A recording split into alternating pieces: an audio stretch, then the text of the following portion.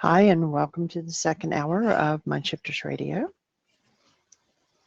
And today is Friday, January the 31st, 2025, the last day of the month. And we welcome you to the show.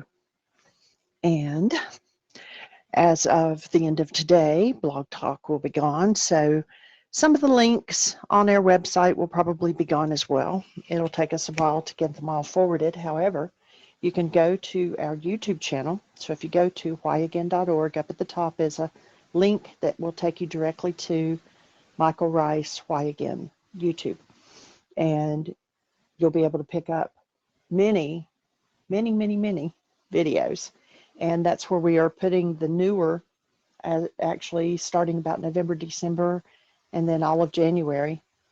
If you go to our website and click on the microphone, and then go to the month and the year and the month, you'll see that I'm changing over on the left column where it used to say listen or download.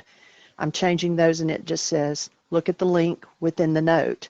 And you can either go to the Podetize player and pick up the recordings, or you can go to YouTube and pick up the recordings. And it'll take me a while to get the past however many years, 14 years, changed. So just be patient with us, but you can pick up, I think Podetize was able to get the majority switched over. They're still working with Blog Talk, trying to get the older ones. You know, when we very first started, we were actually like a co-host or a sub-host or whatever under Earth Angels and Enlightened Masters before we went on our own. So they're having a little bit of difficulty getting those older ones transferred, but we'll eventually have all of them over there. And so I'm going to turn this over to Michael, and welcome. Thank you, dear heart, and welcome, everybody. Delighted and honored that you're here. And if you have a thought or a question, if you're in the app, you can push call, and then you look down the page a little bit further, and it says call again, and that will put a hand up. You hit those two buttons, that'll put a hand up, and I'll know that you want to talk. On occasion, when we're traveling or what have you, there's something going on that we don't do the radio show live, because at this point we can't play a pre-recorded show in the Needle app. You'll have to go to Podetize to get those shows. So if you're registered for both, if you download the Podetize app and register, then you'll get a notification by text that we're doing the show pre-recorded through Podetize. Otherwise, they'll be live through Needle. And when you get the notification, if you haven't, or pardon me, Podbean, my mistake. Podetize is where we're storing things. We're not doing shows through Podetize. My error. Thank you, Jeanie. And so Podbean. If you download the app Podbean and you go in and find us, MindShifters Radio, click favorite, then every time that we play a show on Podbean, you'll get a text, so you won't miss any that way. And then when you get a text, if you're new to all these gyrations that we're doing with different apps at this point, it's been a pretty significant challenge for Jeanie putting all this together. But if you get the text from Needle and you hit the link, you'll be able to listen to the app on a web page. However, in order to actually interact in the show, when you get that notification, open the Needle app, and then you'll be able to talk within the app to us, so more directly, and make comments and all that kind of neat stuff. So before I step into, I'm going to talk about genes and epigenetics a little bit today and how that all fits together. We'd like to open the space. You know, we still have that couple of weeks of shows when we were in Nashville, and we haven't had too many questions on those. I thought we would get a significant amount of interaction from that, but we haven't seen much. So if you're out there in listener land and you have a comment, a question for us, then push the call button and let's say hello. Otherwise, I'm going to jump in on the material that takes us into looking at a different perspective on how the mind works and what our genes can do. And referring to genetics, I love what Jonas Salk had to say. He said the most important thing you can do is be a good ancestor. Wow. What does that mean? Well, in the context of the conversations we've been having, a good ancestor would be one who knows themselves as created love and says not a word unless love is the fueling power in their minds. That would be my definition of a good ancestor. Unfortunately, I have not yet achieved being a good ancestor all the time, but fortunately, I'm getting better at it all the time. So it's a process.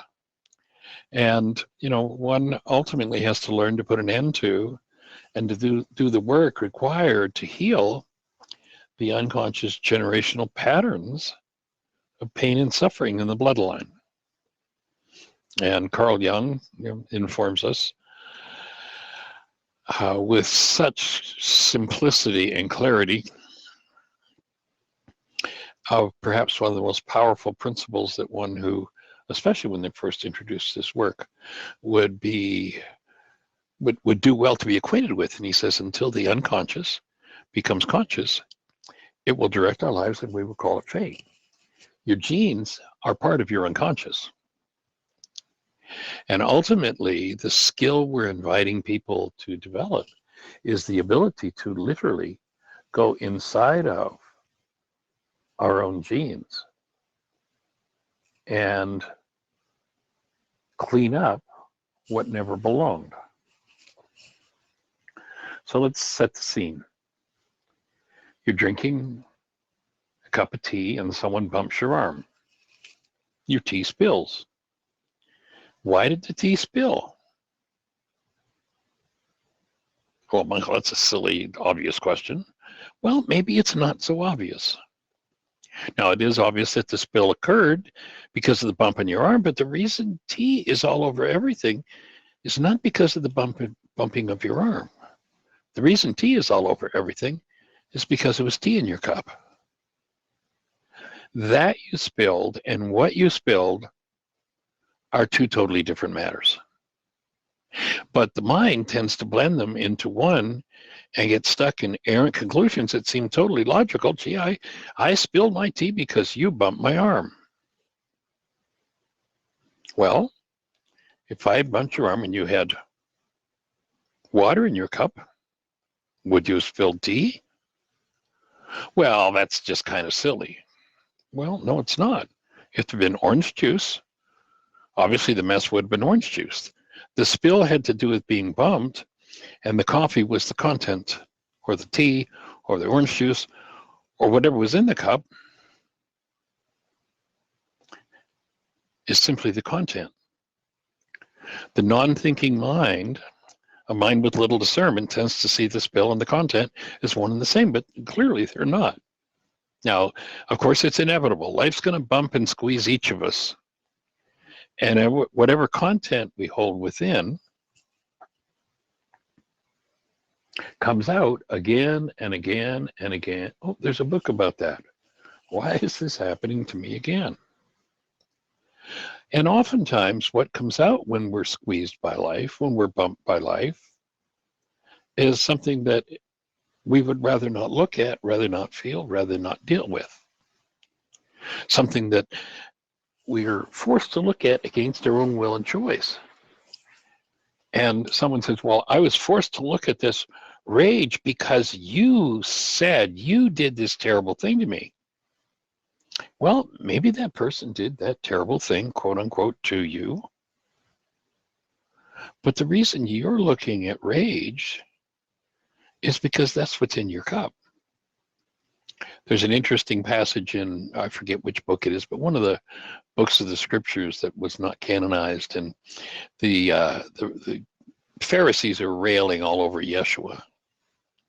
And the disciples, in their own anger, say to Yeshua, well, why don't you, why don't you sock it to them? Why don't you give them back some of their own medicine? And Yeshua says, because I have none of that in my cup.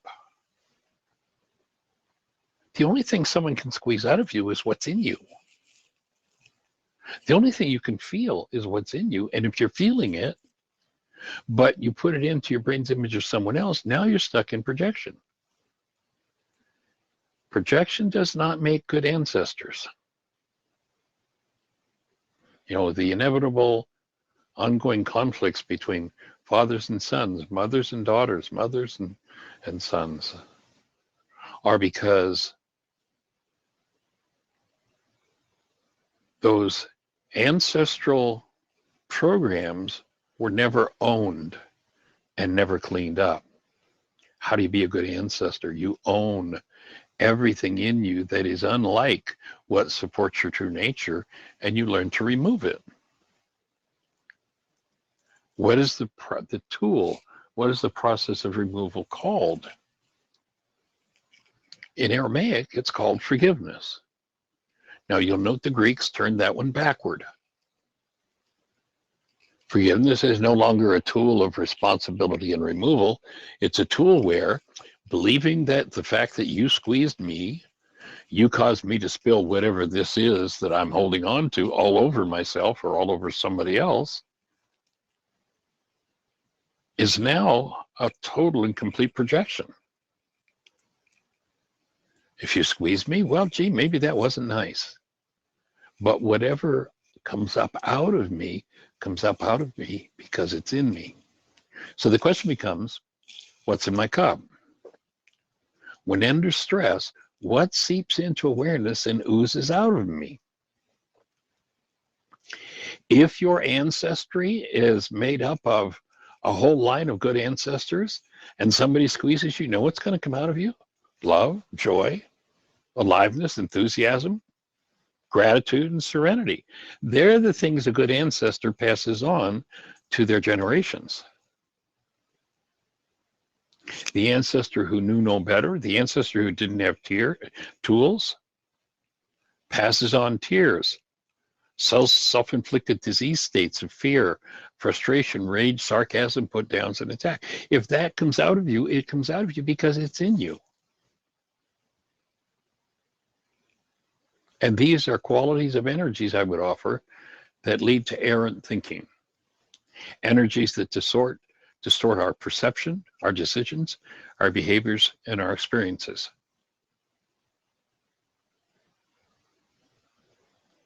So as you find yourself being squeezed by life, which inevitably you will. Well, what do you mean, Michael, inevitably? Why would it be inevitable that life's going to squeeze me? My offering is, my conclusion after better than half a century working with these tools and watching how life squeezes not just me, but everybody that I know over and over and over again, if you're really observant, what you'll notice is that if there is a disease-producing energy in you, life is going to come along and stomp on it. Now, people say, well, why would life punish me like that? No, life isn't punishing you by doing that. You need someone to stomp on that with which you are killing yourself. Well, what do you mean, Michael? They stomped on me and I went into a rage, but what's that got to do with me killing myself? Well, rage is an internally produced literal chemical that will destroy any tissue that it's stored in over the long term. And in the short term, it will anesthetize against other pain held in that tissue.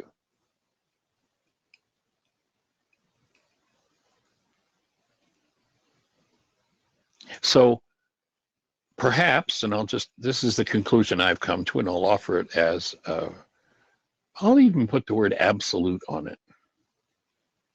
The purpose of life, if you're destroying yourself, is to show you what you're destroying yourself with.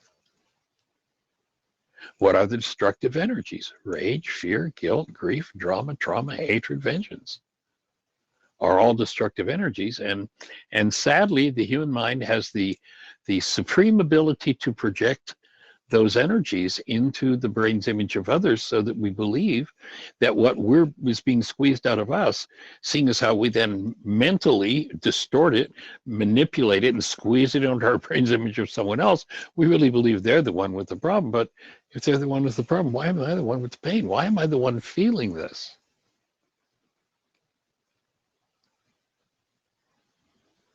So what's in your store? Long ago, for most, far beneath recall, somewhere in the past, again, perhaps even in our genes, destructive decisions were made. Content was installed.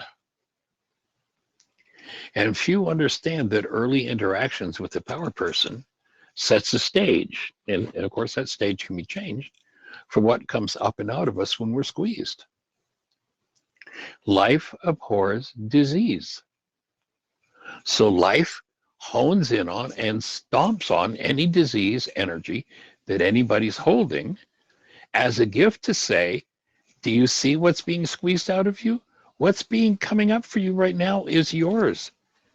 Yes, I stomped on you, but you can't blame me for what's being squeezed out of you. And you'll notice if you've been stomped there over and over and over and over and over again, life is relentless at delivering its gift.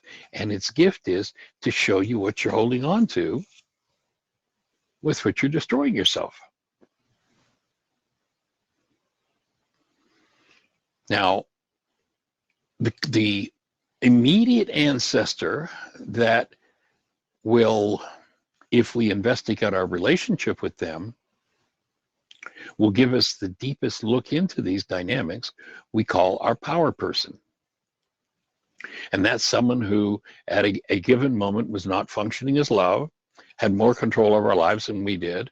And because we perceived the interaction with that person as survival,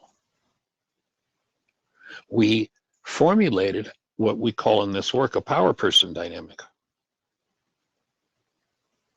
And that power person dynamic will tend to control our whole lives.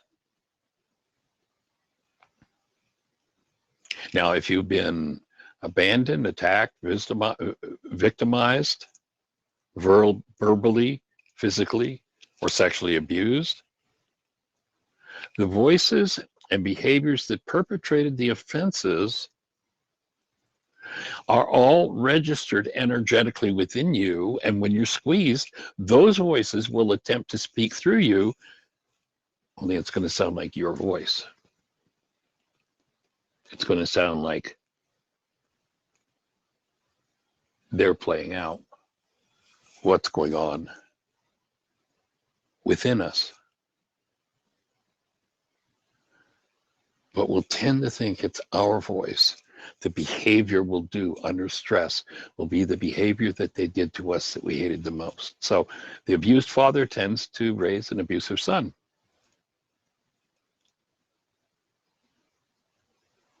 The daughter of a degrading, critical mother, when under stress, with no intention, no conscious awareness perhaps whatsoever, will tend, when under stress, to become degrading and critical to those around her.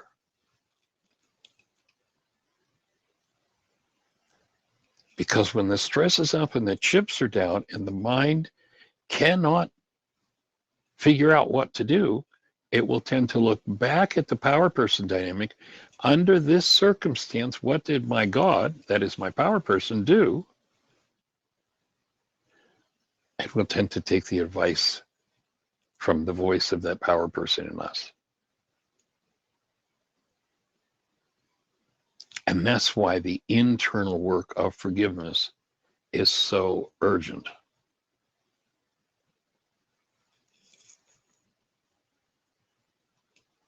And that internal voice, if not forgiven, will prompt you to carry out actions that are against your own will and choice, actions that you will later regret.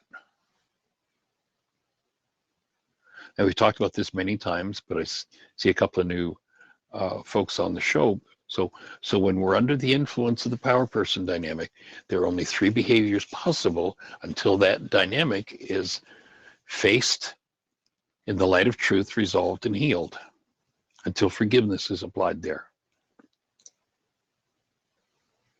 Forgiveness is the master solvent, or the tool that administers the master solvent, which is breath delivered by delivering active present love. So which behavior dynamic runs the mind at any given moment will be controlled by the level of stress that one is under.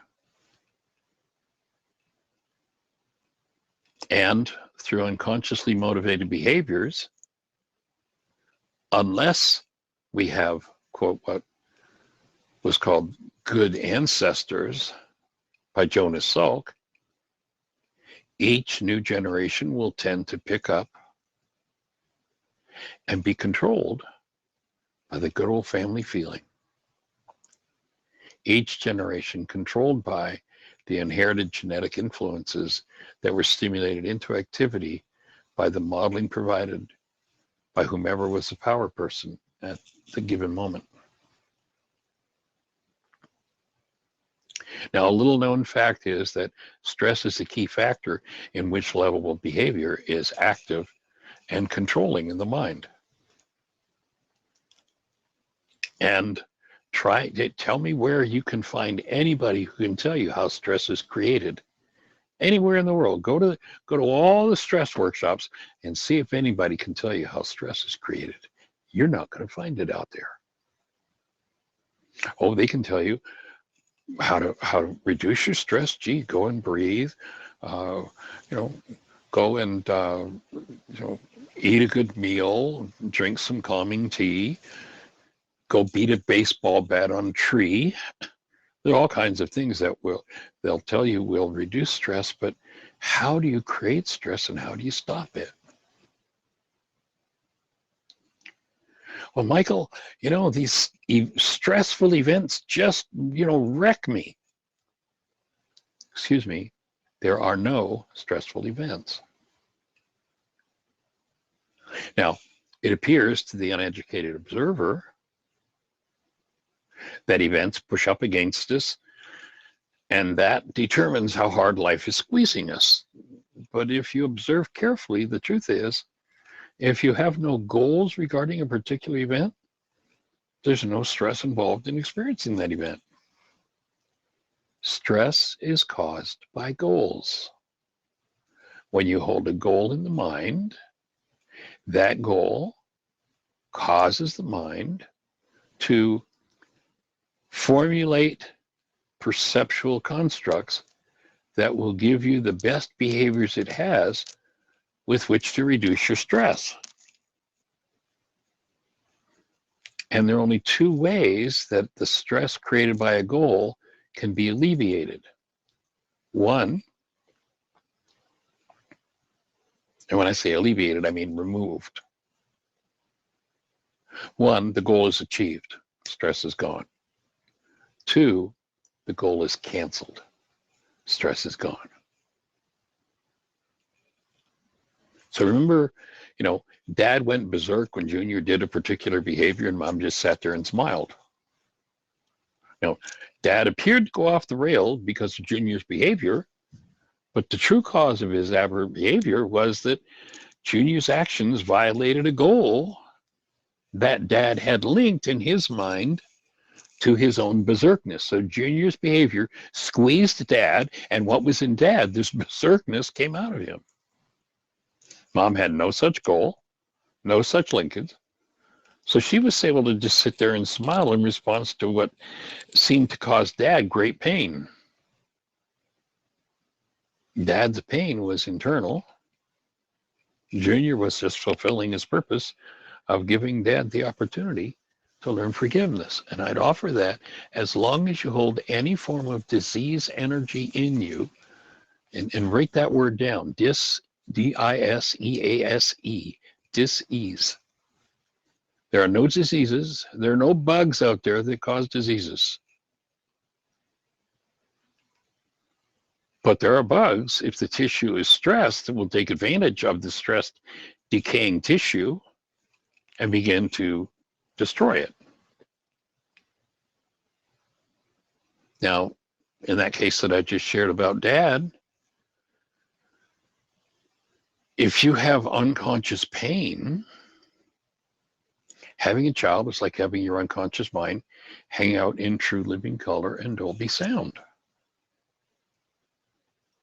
Your children are going to show you what you have not yet dealt with. If you manage your goals, you manage your mind. We actually have a worksheet for that. It's called the Mind Goal Management Sheet.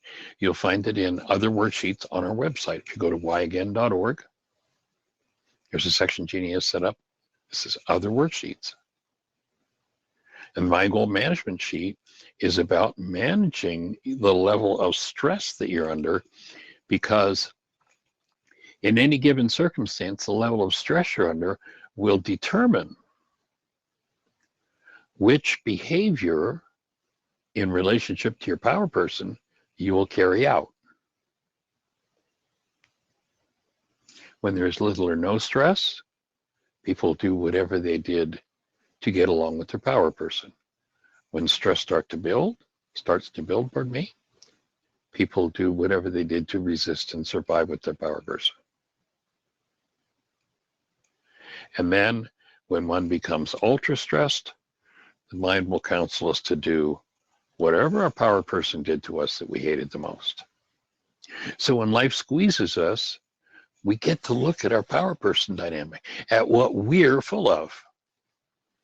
Now, most will lie to themselves and engage in the false narrative that they're only steeped in this rage or viciousness or sadness or fear, criticism, condemnation, victimhood, depression, because they've been squeezed.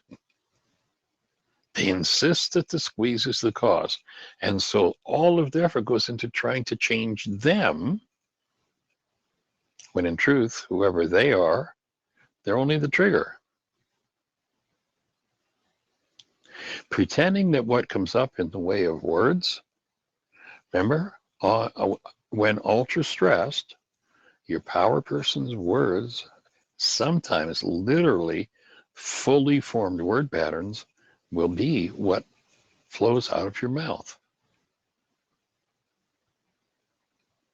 So pretending what comes up is caused by the squeeze rather than revealing the content that's there,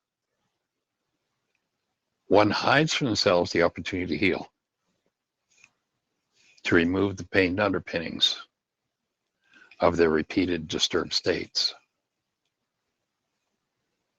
Carl Jung had an interesting thing to say in that regard. He said, the greatest burden a child must bear is the unlived life of its parents. And I read that to be that if we've been subject to a power person dynamic unconsciously perpetrated by a parent, then we're going to get the opportunity to resolve the issues that our power person never resolved. It goes from generation to generation. And I believe that refraining from this is exactly what Jonas Salk was referring to when he said,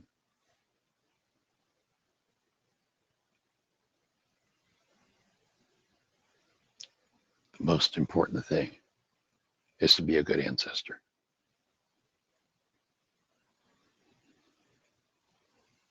So the mind that functions in denial tends to bind events in today's world with unresolved stored content from the past, and it blurs the distinction. By doing so, the events in a person's life and content aroused by those events are confused, and the mind tricks itself into thinking that the events cause content rather than realizing that events reveal content. Typical language for one caught in this error are statements like, you made me mad, you hurt me, you frightened me, you really have a problem. Now, certainly people do some crazy things. But if someone in front of you is doing something quote unquote crazy, that's just a squeeze. Can you stay connected to active present love and offer them a blessing in their craziness? Or does your power person's voice come through you, and do you respond with that particular dynamic?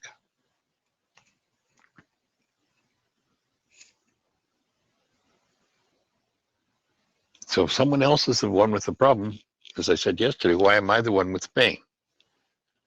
That doesn't make any sense.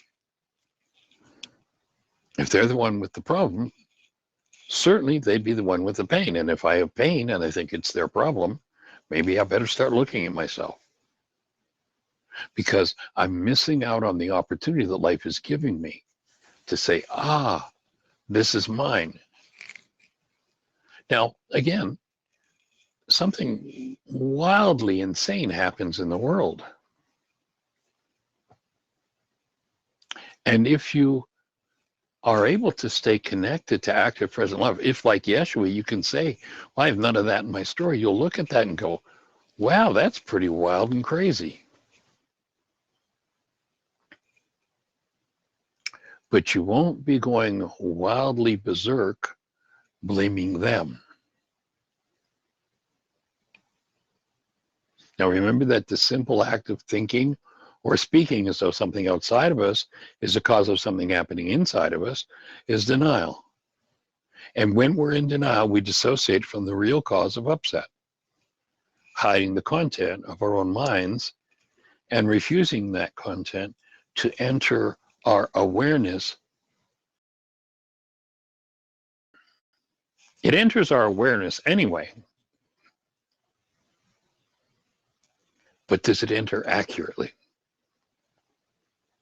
If not, then the resultant error is destructive blame.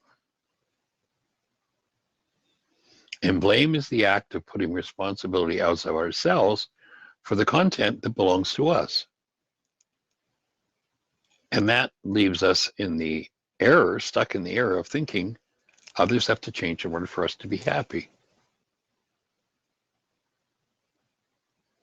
Now, when one lives in this blame, this denial and destructive blame cycle, life becomes infinitely more complex, because blame brings along a couple of relatives. It brings fear and hostility and a whole host of life-destroying emotions.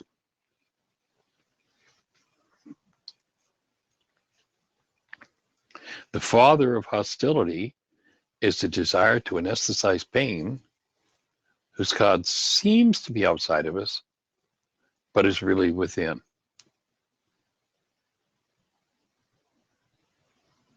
The mind misled by generational patterns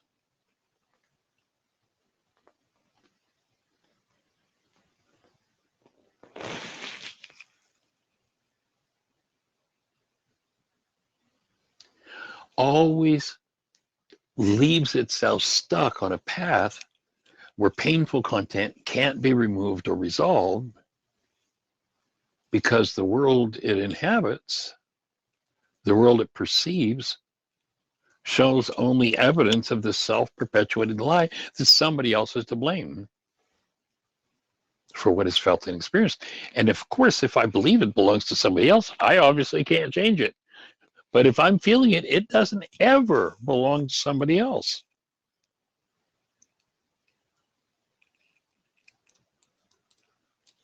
So in that state of denial, one only gets to see evidence of the lie. Somebody else is responsible for my pained content.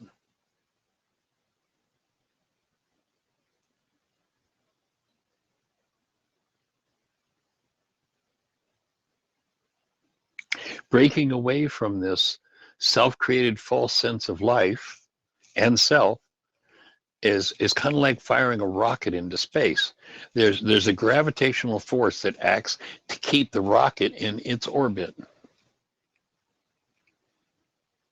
There must be a force generated that allows the rocket to break out of the influence of gravity.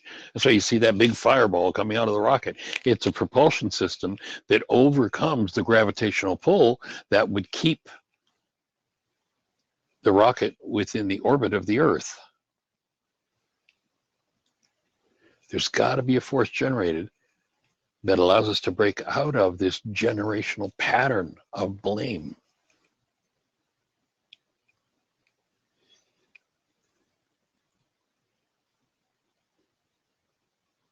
The gravity, so to speak, if we use that as a metaphor, created by the power person dynamic, will tend to prompt you to do behaviors that will have you recreating the same relationship dynamics as your power person.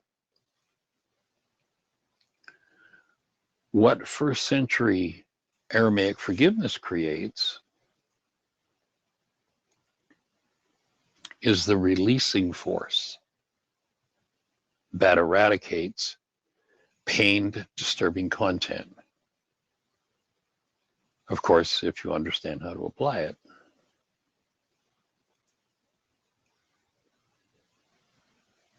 The aim of this work is to make the first century Aramaic forgiveness process universally available. And again, it has nothing to do with the errant Greek idea that we should let others off the hook for the pain generated within us when we're squeezed for our content. Rather, it's the tool for removing pained content. And I say that over and over and over again because over the years, I've had people, literally people who've done hundreds of worksheets and been doing this work for a long time, and they'll still say when they're under stress, the mind will revert back to the old power person dynamic of blame and say, yeah, well, I forgave them. Never forgive anybody for anything.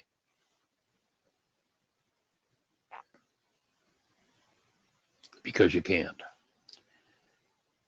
And I'm seeing in the comments, Doug, you're asking if the call feature works yet.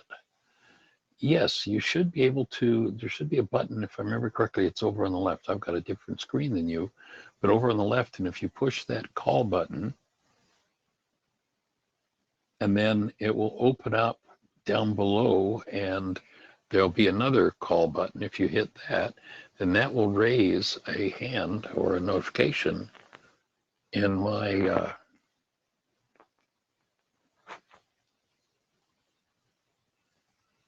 control system. So it's, yeah, you have to hit the second call button, and it's not working.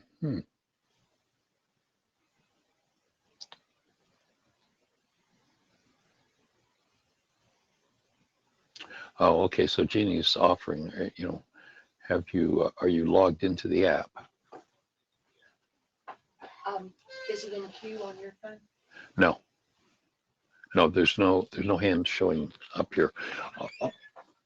I'll leave that with you if you can handle it in the chat room, sweetie. Okay, if you could share, maybe if you could get a screenshot, Doug, and send it to Jeannie at whyagain.org, then we'll get that looked at and see if we can figure out. We're working now with a new version of the Needle app, and so they're still working out the bugs. My apology. But if you've got a question, you can type it in, and I'll be glad to do my best to address it.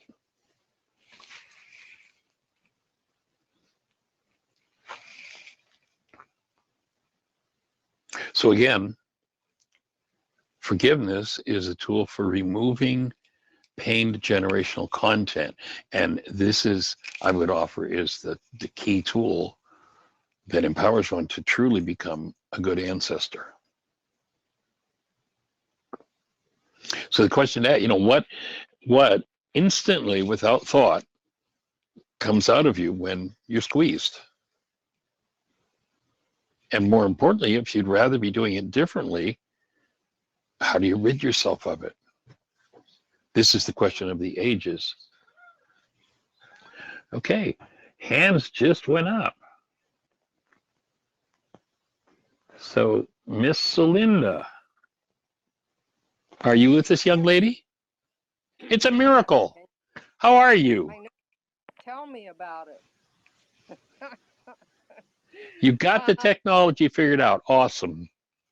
Okay, it's glitchy for me, but I figured it out. I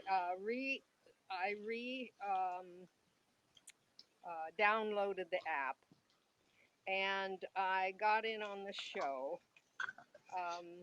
and I tried to call in, and it wouldn't show me in the queue.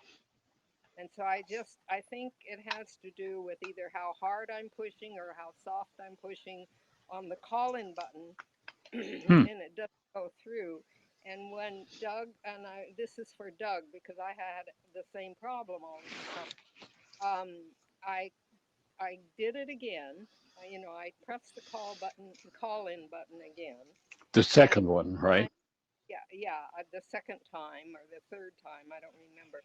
And finally came up a little box that had 3 choices in it that I had to make. I had to be willing to share with the show. I had to be willing to share on all the needle stuff, and that I had to accept the 0 tolerance, which needle has, which means no abusive or obscene Right. language. Okay, so I did all those 3, and when I did that, the second call button lit up.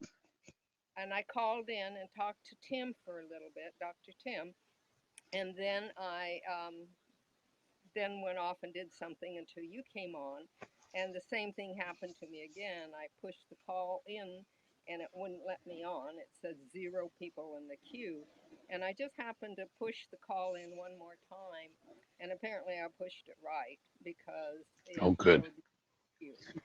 But for Doug, hey, I really get it, Doug, because you and I are on the same plane. He's here now. Yeah. We Doug, you're showing up. So when we're finished with Celinda, I'll push the button in.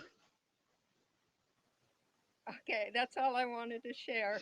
All right, your heart. You have a blessed one. Nice to hear your voice. Right. Bye-bye. Okay. Bye-bye. Okay, Doug, you should be with us. Can you hear me? Hey, you're loud and clear. We did it. It's a miracle. No kid. I'll tell you what the problem was. So it's a little confusing because when you hit that first call-in button, you have to. It says there's 3 options. It goes: are you expressing agreement? Are you disagreeing? Are you indifferent? I don't know what the third one was, but until you press that second call-in button will stay grayed out. Okay. Good. Thank you for So letting us know that. yeah, We'll make sure to explain yeah. that in the future. Yeah, well, hopefully they'll update the app. But I'm just curious because I recognize the show title. Did you used to be on Blog Talk? Yes, and unfortunately, about a month or so ago, we got a Yep. letter from Blog Talk, and on the 30, actually today is their last day. They're out of business as of today. I know. So that's why And we've transitioned. there's so many shows on there, and there's no other. I used to podcast myself, and there's no other way to get a call-in ability. So when I saw this and I recognized your name and I saw you had call-in ability, I said, well, this might be the next real, because I know they wanted some people to go over to Spreaker, but that's very different. And whole different game. This might be the next best alternative. I don't know if other shows are coming here, if you know of any shows that are coming here, but it's so cool you can do live streaming and take calls. Yes, for sure. And if you'd like, Doug, if you leave your number, I'll get back to you and give you the contact of the gentleman who's designed this app and let him know that you're interested. Yeah, because I think I don't know him personally, but I saw him on Reddit, and that's how I even knew this existed. But I'm just curious, what shows up to you now? Like, do you see my phone number, or you just see my name, or how does it work? I don't see your number. I just see your name. Okay, it's so When cool. When you clicked in, you come up with a green, phone signal and your name. It's so cool because I know Blog Talk. I mean, they hadn't updated Blog Talk in 100 years.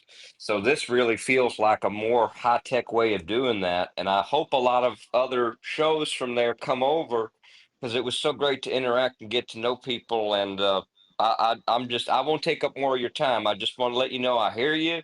I found you here. It's a very cool app, and I hope more people come over because it'd be a lot of fun. Be a lot of fun having everyone over here. Awesome. Well, Jeanie just put her email in the chat.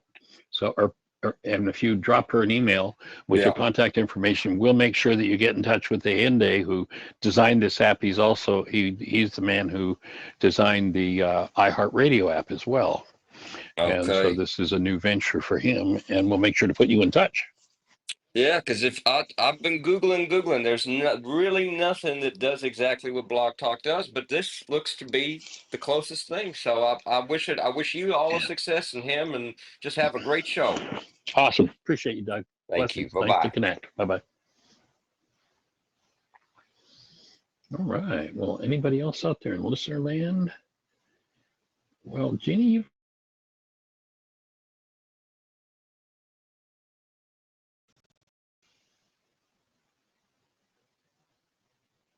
Hello, Miss Jeanie.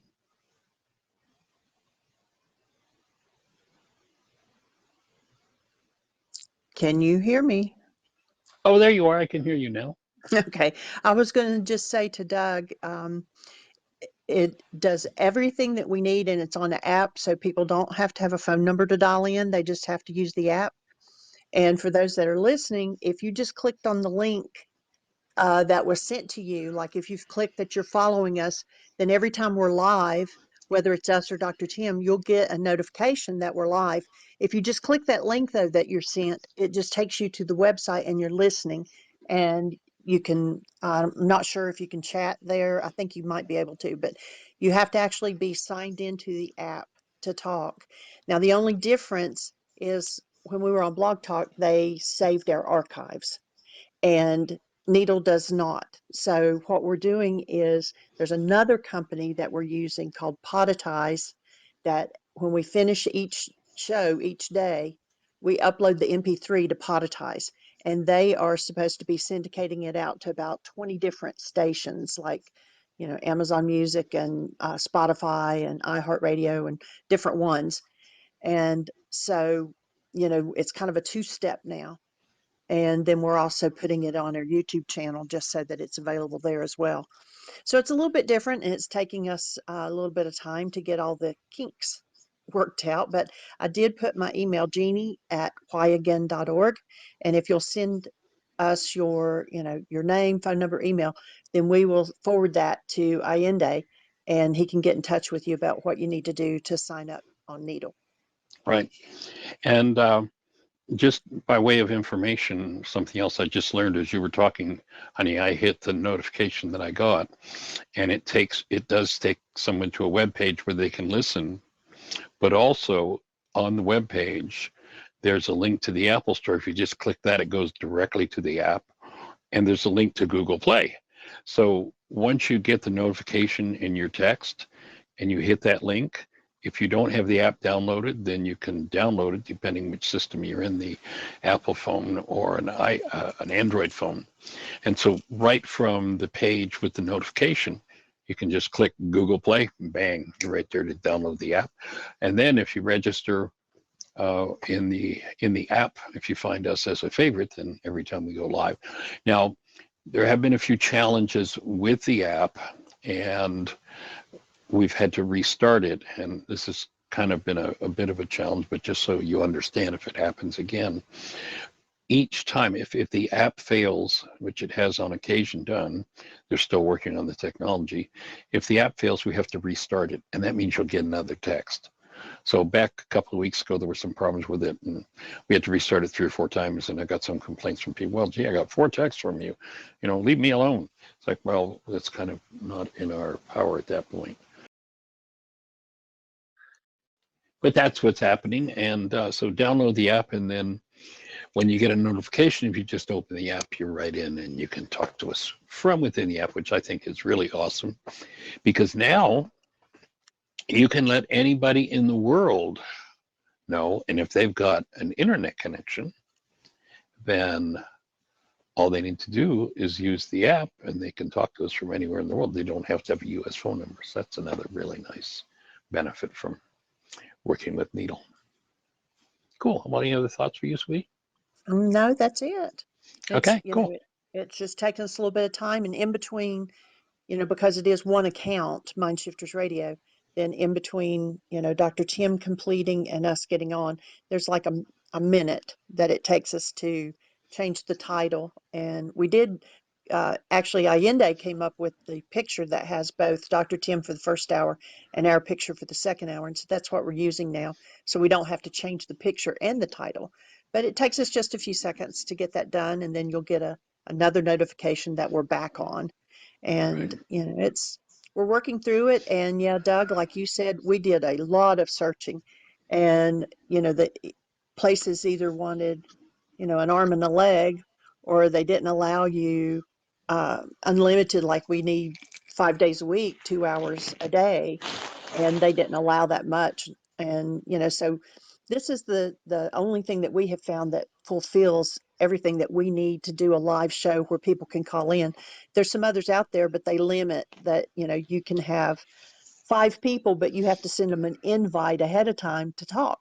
And we didn't want that. We want this to be an open show that anybody has a question that they can ask. They don't have to be invited to talk to us. You just get on your app and you talk.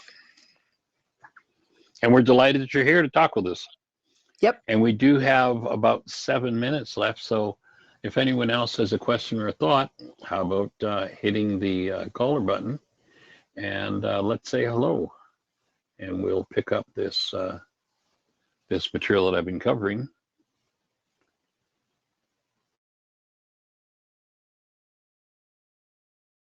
And let's see, we do have a caller.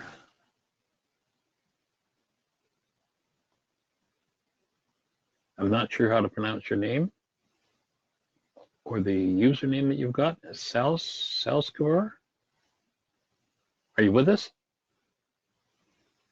You're live. Hear me? Hello? I hear you. I got you. Wow, Who are we talking to? this is amazing. My name is Sal, and I used to listen to you on Blog Talk, and God bless this new technology. Yes, you found us. That's awesome, Sal. Welcome. Wow, this is wonderful. This is really something else. It And is. Especially the fact that anybody in the world can now join us and just talk through the app. They don't have to have cell minutes to call into the States. They can call from anywhere. They have an internet connection. That's just awesome. You mean like people from China could call? Somebody in China, somebody anywhere in the world that somebody can connect to the internet, they can talk to us through the app. You'll notice you're not using phone minutes right now.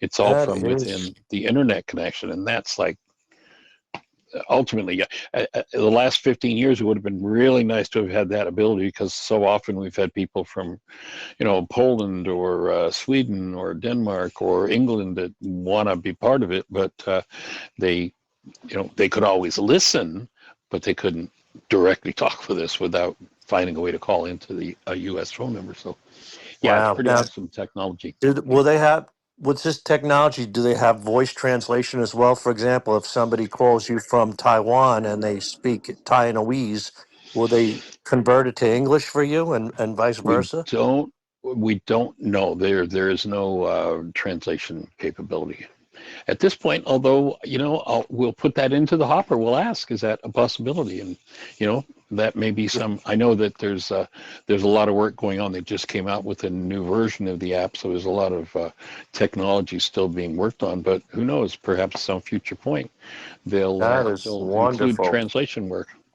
That would be because this technology is great and your clarity is sensational compared to Blog Talk. It was, I think, at a Yes. low megahertz on Blog Talk. It almost sounded like a transistor radio, where the clarity here is wonderful. I wanted to ask you, are there other shows? I used to listen to many shows on Blog Talk. Are there any other shows joining your forum?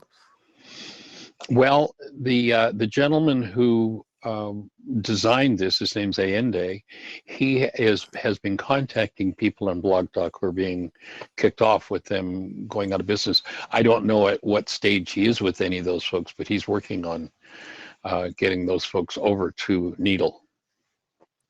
Wow. Is that what I thought it was called? Nettle. They actually pronounce it Needle, and as though it's a double E.